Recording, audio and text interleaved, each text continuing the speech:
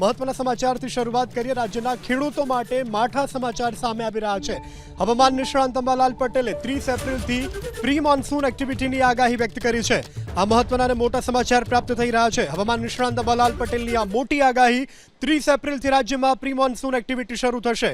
30 એપ્રિલથી 11 મે સુધી pre monsoon એક્ટિવિટીના કારણે માવઠું પડશે।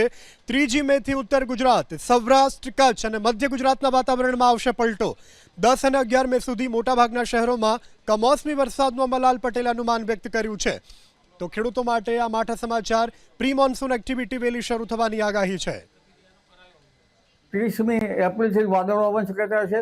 ક્યારેક તો હમણાં વાદળો આવવાની શક્યતા રહેશે, પરંતુ મે માસની લગભગ 10-11 તારીખ સુધીમાં રાજ્યના મોટા ભાગના ભાગોમાં ભારે ગાજવીજ, આંધી અને વંટોળ સાથે કમોસમી પ્રી મોન્સૂન એક્ટિવિટીનો વરસાદ થવાની શક્યતા રહેશે।